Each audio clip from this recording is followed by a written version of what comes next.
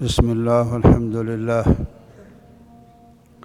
والصلاة والسلام على رسول الله. أسأل الله العظيم رب العرش العظيم بأسمائه الحسنى وصفاته العلى وبكل اسم هو له إن الله يغفر لنا ولكم ولوالدينا ولجميع المسلمين الأحياء منهم والميتين مغفرة كاملة وتامة. اللهم بارك لنا في جميع ما نتعلمه ونعلمه. اللهم اجعله خالصا لوجهك الكريم موجبا لرضوانك العظيم.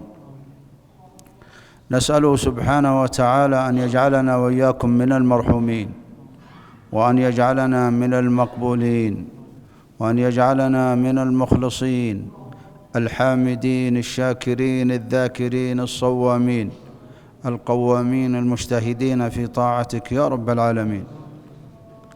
اللهم هب لنا في هذه الساعة المباركة نحن ووالدينا وأزواجنا وذرياتنا وأزواجهم وذرياتهم، هب لنا جميعا من فضلك ورحمتك فإنه لا يملكها إلا أنت. حديثي معكم في هذه الليلة عن أمرين. الأمر الأول تعليق حول سورة القارعة، سورة بليغة قصيرة موجزة تتحدث عن أمر خطير الذي سنواجهه يوم من الأيام. والموضوع الثاني ماذا قدم الإسلام للبشرية؟ هذا سؤال وجه لأحد الدعاة ونريد أن نعلق عليه في هذه الليلة. هذه النعمة العظيمة نعمة الإسلام، ماذا استفاد البشر منه؟ على كل حال، القارعة هذه المقدمة في السورة هذه، القارعة يعني التي تقرع القلوب بأهوالها وبشدائدها كما يقرع الباب. فإن قيام الساعة شيء عظيم. ثم جاء الاستفهام الثاني، ما القارعة؟ السؤال هنا ليس يعني السؤال واستفهام عن حقيقة مجهولة، لا، الغرض منه التعظيم والتهويل. ما القارعة؟ ليس عن حقيقة مجهولة، إنما الغرض منه التهويل. ثم أكده مرة ثالثة من باب التفخيم والتعظيم لشأن القيامة، وما أدراك ما القارعة. طبعا القارعة أيها الكرام ذكر في هذه السورة مشهدين. المشهد الأول خروج الناس من القبور مثل الفراش. الفراش اختير لأن حيوان ضعيف وحركته معروفة إنها غير منتظمة، ومع اضطراب الناس يوم القيامة شبههم بحركة هذا الحيوان الصغير في اضطرابه، في قلة عقله، في ضعفه، في كيف أنهم يموجون في بعض يوم القيامة في على غير اتجاه معين. وهذا أيها الكرام يدلنا على أن الناس يخرجون زي السكارى وما هم بسكارى.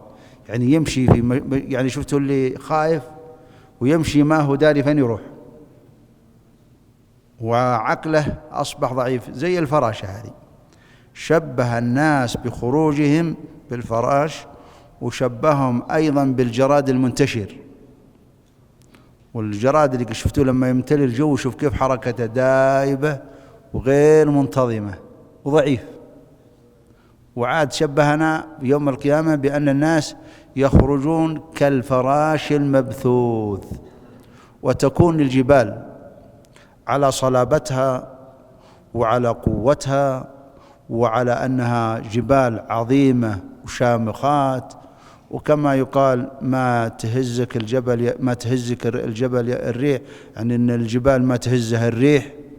وكذلك مع ثباتها دليل على الثبات والرسوخ ومع ذلك تتفتت يوم القيامة حتى تصبح مثل هذا الهباء، تتفتح وتصبح زي العهن المنفوش، يعني الصوف المنفوش. ليش؟ معروف أن الصوف إنها ألوان، والجبال في سورة الفاطر قال جدد بيض وحمر مختلف ألوانها وغرابيب سود، منها الأبيض منها الأسود منها الأحمر. فإذا تفتتت يوم القيامة تصبح مثل العهن المنفوش، تفتتت وأصبحت مع الصلابة ومع الثبات ومع القوة ومع الشموخ ولا شيء. وبست الجبال بسا فكانت هباء منبثا، ولا شيء. طيب كيف يكون إذا كان الجبال يوم القيامة بالصورة هذه؟ كيف يكون حال الإنسان؟ كيف يكون حال الإنسان؟ زي الفراش. بعد ذلك الآن هذا مشهدين للقيامة: القرع خروج الناس، والجبال يأتي بعدها أيها الكرام انقسام الناس إلى قسمين: قسم فائز وقسم خاسر. يقول الله: فمن ثقلت موازينه. إحنا جميعا سنواجه ميزان دقيق جدا. الميزان هذا توزن فيه الخردلة، وكما أننا سنواجه حساب دقيق أيضا سنواجه ميزان دقيق يزن مثاقيل الذر من الخير والشر، لأن الميزان هذا له كفتين: حسنات وسيئات. مثاقيل الذر من الخير حتى القذاة، شفت القذاة تجدها في المسجد، تخرجها تجدها في ميزانك.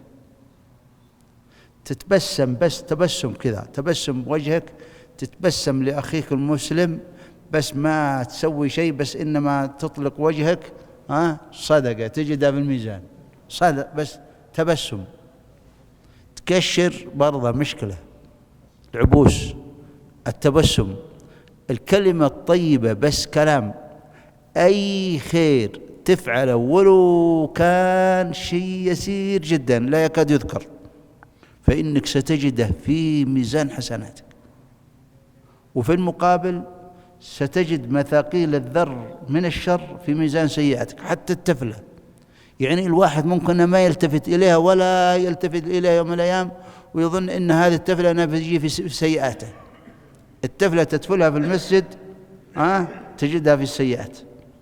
القذاة تخرجها من المسجد، علبة فارغة تحصلها من موية في المسجد تخرجها في ميزان حسنات. شفت كيف؟ مثاقيل الذر. سنواجه ميزان دقيق. أنا سبق وأن تكلمت عن مراحل القيامة 10 في رحلة قبل الرحيل، وقلنا أول مرحلة من الرحلة الموت، ثم القبر، ثم استقرار الأرواح، ثم الفناء الشامل للكون، ثم إعادة الأرواح للأجساد، ثم الحساب اللي هو دقيق، تواجه حساب دقيق. وفوق هذا كله سنواجه الميزان، هذا الميزان يوزن الخير والشر. يعني تخيل أنك عند محل الخضار، لما يوزن محل الخضار تقول له زدني برتقالة، زدني تفاحة، ممكن يزيدك قبضة، حتى بعضهم ممكن يزيدك حفنة فوق الكيلة ولا فوق الوزن، يزيدك شيء من عنده كذا يعطيك يطيب خاطرك. لكن ميزان الذهب ما في والله يعطيك حفنة ولا شيء. حتى إنهم ميزان الذهب يدخلونه في مكان ما يجي فيه هواء عشان يحسب لك المثاقيل، مثاقيل الغرامات هذه يحسبها لك، لأنه لو زود بيخسر. شفت الميزان الذهب دقيق ويأثر عليه حتى الهواء، ولهذا يحطونها أحيانا في بعض الموازين يدخلونها لك في مكان كذا ما في هواء عشان ما تأثر عليه، ويحسبها لك بالملي. وهذا الميزان احنا سنواجهه، ميزان دقيق. طيب ماذا قال الرسول؟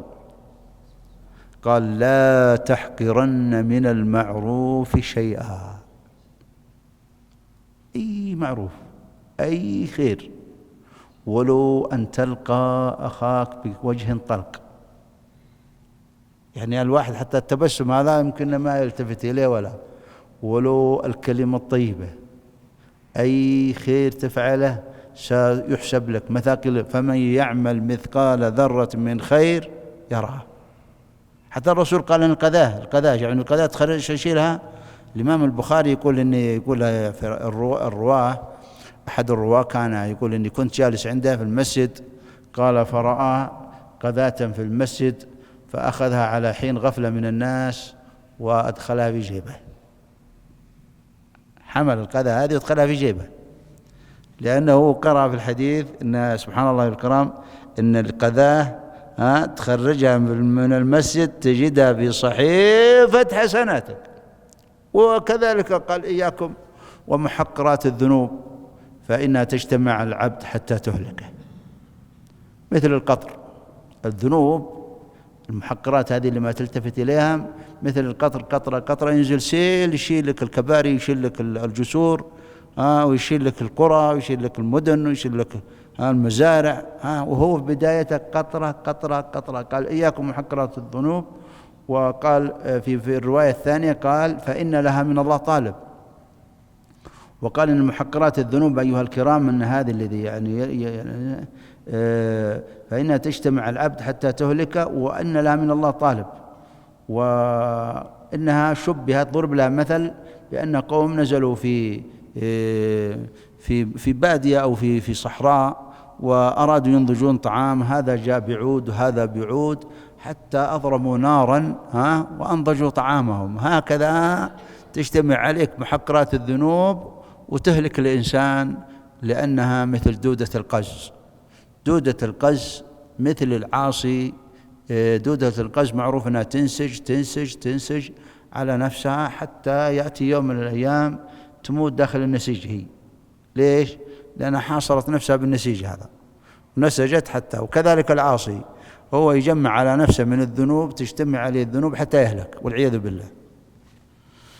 فمن ثقلت موازينه فهو في عيشة راضية، يعني كما قال الله سبحانه وتعالى إن الأبرار لفي نعيم، في نعيم الجنة، في جنة عالية. قال فمن ثقلت موازينه فهو في عيشة راضية، يعني الجنة، نعيم الجنة. كما قال في آخر سورة الفجر ارجعي إلى ربك راضية بثواب الله، مرضية عن عملها. الله راض عن عملها وهي راضية بثواب الله لها، حتى إن كل واحد في الجنة سبحان الله والكرام راضي بمنزلته ولا يلتفت إلى أن غيره أحسن. كل واحد يرى إن أحسن واحد في الجنة، وكل راضي بما أعطاه الله. ونسأل الله أن يجعلنا وإياكم من الجنة، فيها كل خير، جنة عالية في عيشة راضية في جنة عالية قطوفها دانية، ما فيها شيء من المنغصات اللي في الدنيا كلها، لا فيها موت ولا فيها أمراض ولا فيها عذاب ولا فيها أي شيء من المنغصات. أسأل الله يجعلنا وإياكم من أهل الجنة. الله يثبتنا على الحق حتى نلقى الله وهو راض عنا غير غضبان. الله يثبتنا على هذا الحق حتى نلقى الله وهو راض عنا غير غضبان، فإنها أعظم نعمة في الحياة. فمن ثقلت موازينه فهو في عيشة راضية. ومن خفت موازينه، سبحان الله والكرام، الموازين هذه يؤتى بالرجل العظيم السمين. هذا الحديث البخاري، حديث الأمانة،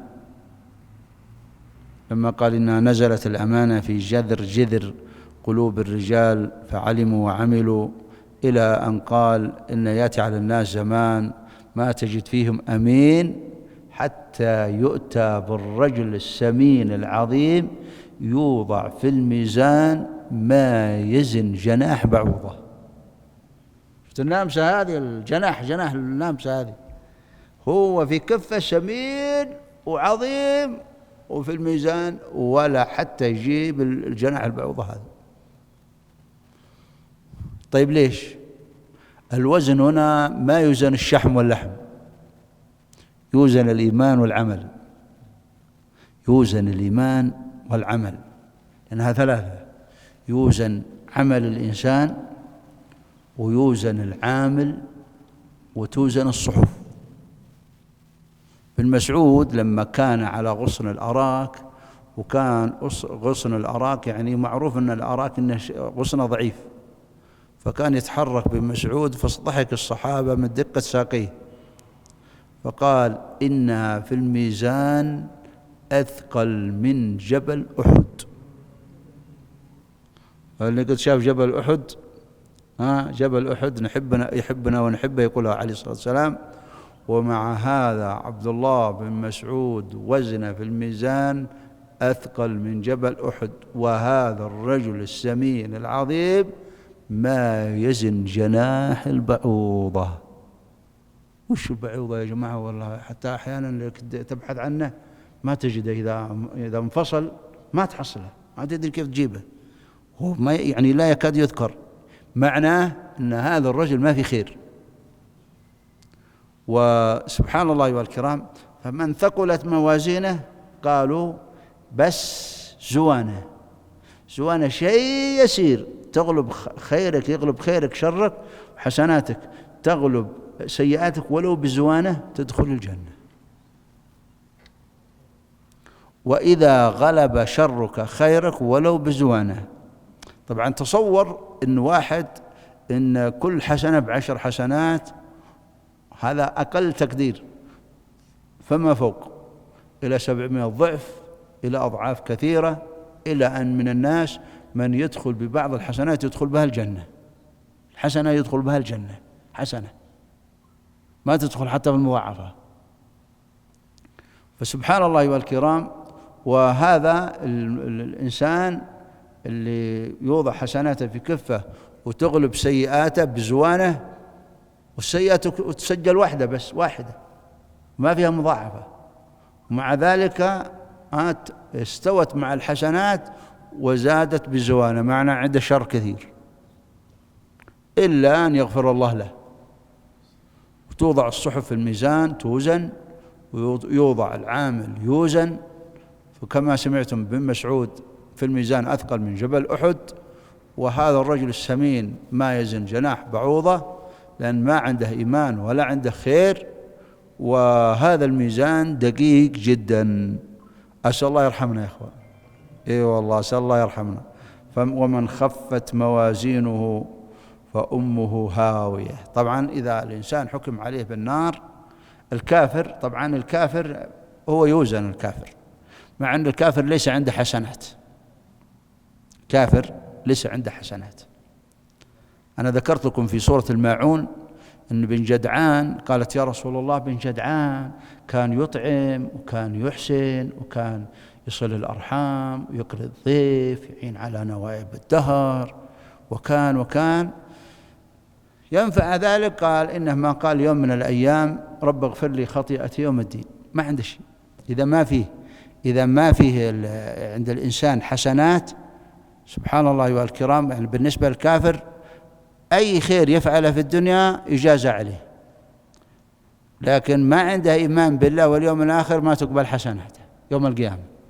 قال إنما قال يوم من الأيام رب اغفر لي خطيئتي يوم الدين. شوفوا الكفار الآن، الكفار الآن بعضهم خلقها الله ينتفع منها البشر،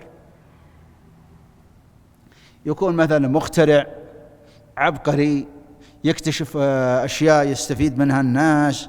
هذا زي الشمس، شفت الشمس هذه اللي في رابعة النهار، ينتفع منها البشر كلهم، لكن ما لها ثواب.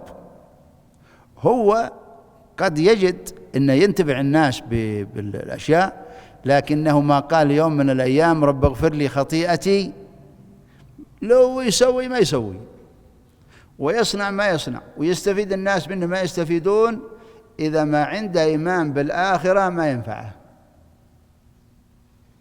يؤمن بالله واليوم الآخر، أركان الإيمان الستة أبرز ركنين فيها الإيمان بالله واليوم الآخر. ولذلك القرآن يا جماعة كثير ما جاب هذا اليوم، من كان يؤمن بالله واليوم الآخر ما في إيمان باليوم الآخر، لو عندك من الحسنات ما ينفع. قال هذا يفعل، يحسن للناس، يتصدق، كان عنده جفنة، يصل الأرحام، يعين على نائب الدهر، فعل خير. قال إنما قال يوم من الأيام رب اغفر لي خطيئتي يوم الدين. حتى الكفار، حتى بعضهم قال وش استفدنا منكم أنتم المسلمين؟ إيش استفدنا من المسلمين هذولا؟ إيش صنعتم ماذا؟ أي صانع يصنع يستفيد منه البشر هو زي هذه، الله خلقه لينتفع به غيره. خلقها الله سبحانه وتعالى ومنح القوة هذه ينتفع بها غيره، مثل هذه المخلوقات، الشمس، الجبال، الأنهار، الأشياء، هذه المخلوقات اللي خلقها الله. بالنسبة هو ما فعل من الخير في الدنيا قد يجازيها الله عليه، ويجد صحة ويجد زوجة ويتمتع وسيارات وأمور حياة فاخرة، لكن بعد الموت ما ينفع ولا حتى شفت جناح البعوضة ما لا عند الله. فلا نقيم لهم يوم القيامة إيش؟ وزنا، ما له وزن عند الله. ليش؟ لأن فقد شرط، هذا الشرط إذا فقد اللي هو الإيمان بالله واليوم الآخر، تعمل من الحسنات ما تعمل، ما عندك إيمان بالله واليوم الآخر ترى تضيع. الله قد يجازيك بها في الحسنات في الدنيا، لكن في الآخرة ما لك.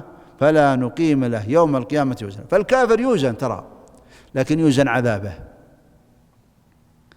يوضع في الميزان، والله سبحانه وتعالى تكيس له الملائكة فين يكون، في أي دركة، 7 دركات في النار. أخف دركة الدركة السابعة اللي عصاة الموحدين فيها، والباقي. ولهذا الكافر إذا مات الإنسان ما يؤمن بالله واليوم الآخر يا ويله، أمامه عذاب لا يخطر له على بال.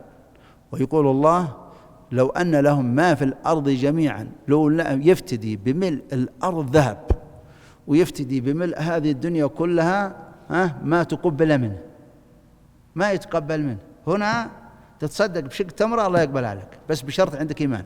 شرط الإيمان هذا مهم جدا، فأركانه 6. حتى أي واحد يكفر بنبي من الأنبياء أو كتاب من الكتب أو بأي شيء من الأركان الإيمان 6 هذه، اختل ركن عنده واحد منها ما يقبل عمله. أعماله كلها زي تقول الله القدر هذا أنا أشوف إنه ظلم. كافر. لابد تؤمن بالقدر خيره وشره وحلوه ومره، وتعلم إن الله عادل، وأن ما فيه أمة من الأمم كما في سورة الفاطر وإن من أمة إلا خلا فيها إيش؟ نذير. وكل ناس وصل إليهم بلغهم الله وأقام عليهم الحجة. فمن الناس من كابر، وفي من الناس من استجاب، ونسأل الله أن يثبتنا على الحق. طبعا الآن إذا خفت موازين العاصي أو الكافر تدفعه الملائكة دفع، لأن قال أمة هاوية، أمة يعني راسه، وقيل إنه مستقرة ومأواه مصيره. قال لا شيء، بين هي مصيره ومأواه ومكانه، وأنه سقط على رأسه. يسقط من شفير جهنم على رأسه إلى أسفل النار. الله يجيرنا من النار، الله يجيرنا من النار. و70 خريف، ودخولها كارثة. أنا قد ذكرت في عدة مجالس إن لو خرج أحد من أهل النار، خرج من نار الآخرة ودخل نار الدنيا، ينام فيها ويرتاح. وهذه النار والله ما احنا قادرين عليها، والله ما احنا قادرين عليها. أنت تحط يدك على طرف الغاز ولا القز ولا الولاعة ولا شوف كيف، والله ما تتحملها لحظة. فين تدخل نار الآخرة؟ زيادة 70 ضعف. الله يجيرنا من النار.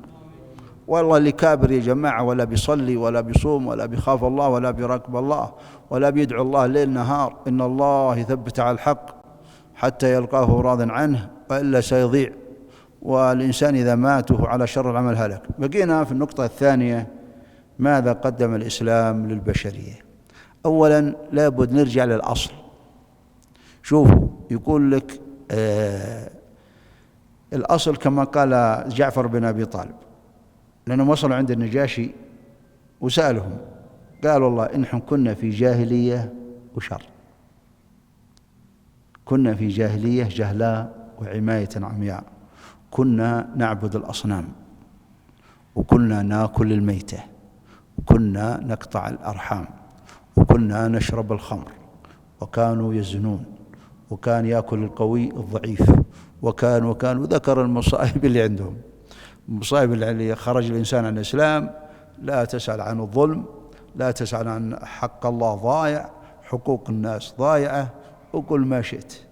فالغاية يقول كنيه في الحديث: إن الله نظر إلى أهل الأرض عربهم وعجمهم فمقتهم جميعا إلا بقايا يسيرة من أهل الكتاب، الله سبحانه وتعالى خرجوا من هذا المقت، مقت الله وغضبه. فاقتضت حكمة الله إنه يرسل نبينا محمد ليخرج البشرية من الظلمات إلى النور. شو أول صدر سورة الكتاب أنزلناه إليك لتخرج الناس إيش؟ من الظلمات إلى النور.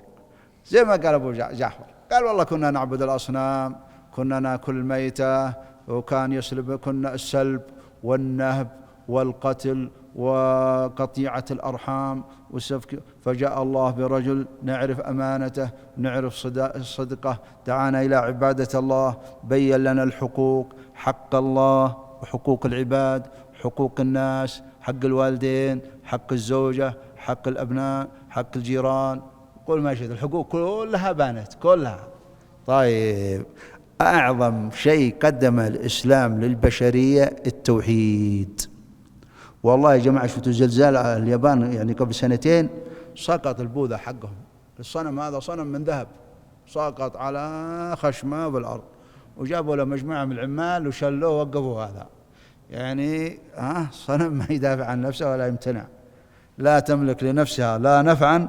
قال هل يسمعونكم أو يسمعونكم تدعون؟ قالوا والله لا يسمعون ولا ينفعون ولا يضرون. هذا أعظم. شوفوا يا أخوان، يصنعون الأجهزة الدقيقة هذه والأشياء هذه، ويأتي الواحد يسجد لصنم. أعظم نعمة نعمة التوحيد، هذه الأولى. الثانية نعمة الأخلاق كان السلب، قطيعة الأرحام، وسوء الجوار، وكل ما شئت. جاء الإسلام وبين حقوق الناس. تروا هذا الكفار اللي تشاهدونهم في كل مكان عن طريق الوسائل أو غيرها، واللي سافر لهم، ترى عندهم أخلاق لكنها حسب المصلحة. إن كان المصلحة إنها تحقق لهم الصدق صدقوا، وإن كان الكذب كذبوا، المهم منها يدورون مع المصلحة. آخر ما يقولون أخلاق تجارية، أيه أخلاق تجارية. لكن المسلم شوف قال: أدي الأمانة إلى من ائتمنك. الأخلاق. الثالثة الخمور، ونقف عند هي الثالثة نقفها، وبعدها نقف عند الرابعة، ونقف لنا 4 بس: توحيد، الأخلاق، شرب الخمور، المخدرات، المسكرات، ذهب العقول هذه. قال الرسول صلى الله عليه وسلم: أم الخبائث، أم المصائب هذه الخمور هذه والمخدرات والبلاوي هذه والمصائب هذه. والله يا جماعة أم الخبائث، لست أنا اللي قالها، الرسول عليه الصلاة والسلام سماها أم الخبائث، أم المصائب كلها. إذا شرب الإنسان المصائب هذه لا تسأل عن فساد دينه ودنياه. حتى والله بعض الآباء أنه مسكر الباب، قال والله غيرت الكيلون عدة مرات، الولد يجي سكران ويدخل علينا طول الليل وتعال تعال جا كيف سوي به. والله واحد من المشايخ قال إني حصلت واحد واقف في الطريق ويأشر، قال واركب، أحسب إنه يسوي. قال أول ما ركب معي قال الحمد لله. قال من يجيب كلام، تخيل واحد ما عدا في وعيه ولا هو في إداء، يجيب كلام. قال نحن وصلنا المكان كذا، قالوا شوف الكدادة وقف. قال ما بحد، ما بشر. قال الكدادة قدامك. قال والله، قال إيه والله إنك صدقت. قال فانزل وإن الله يفكني شره.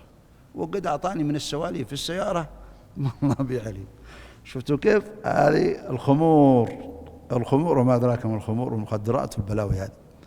آخر شيء الطهارة، الوضوء، الاغتسال. هذا والله واحد يقول ذهبت إلى أحد البلاد الغرب هذه وقال يا جماعة عندهم تشوف مناظرهم جميلة، قال أول ما يركب حولك رايحته تطق الرأس. قال مناظر جميلة لكن ما بها نظافة كذا. يقول لك تنبع، ما الله يقول يا أيها الذين آمنوا إنما المشركين إيش؟ نجاسة، روائح خبيثة. يعني تخيل الطشاشات هذه اللي نستخدمها في دورات المياه ما هي عندهم يا جماعة. الواحد كذا يديه ويطلع كذا. النظافة جابها الإسلام، طهارة، تتوضأ كل يوم 5 مرات، تغتسل من الجنابة وتغتسل يوم الجمعة. وحتى شوفوا الأشياء هذه، شوفوا الإسلام دين الطهارة، ترى دين الطهارة والنظافة والأشياء. هذا ما جابه الإسلام. ولعلمكم أنا ذكرت لكم شيء يسير مما جابه الإسلام، إنما هي إشارات. وترى التقدم ليس تقدم لا تقني ولا عمراني. والله ترى الكلام هذا تقولونه هذا باحث اجتماعي من الغرب قال التقدم ليس تقدم تقني ولا عمراني. طيب وش التقدم؟ قال التقدم في المبادئ وفي الأخلاق وفي الدين. ما عندك دين ما معك شيء. الله يرحمنا جميعا. اللهم اهدنا سواء السبيل، خرجنا من الظلمات إلى النور. يا عظيم المن، يا كريم الصفح، يا واسع المغفرة، يا حسن التجاوز، يا حي يا قيوم، يا ذا الجلال والإكرام، هب لنا رحمة من عندك، هب لنا رحمة من عندك نحن وأزواجنا وذرياتنا، والدينا وأزواج ذرياتنا وذرياتهم وإخواننا وأخواتنا وأزواجهم وذرياتهم وجميع المسلمين. هب لنا جميعا رحمة من عندك تهدي بها قلوبنا، تشرح بها صدورنا، تيسر بها أمورنا، تغفر بها ذنوبنا، تصلح بها فساد قلوبنا وفساد أخلاقنا وأقوالنا وأعمالنا ونياتنا، تصلح بها سرائرنا. هب لنا ولهم ولجميع المسلمين رحمة من عندك ترفع عنا وعنهم كل عذاب وكل بلاء وكل وباء وكل داء. ربنا وتقبل دعاء، وصلى الله وسلم وبارك على نبينا محمد.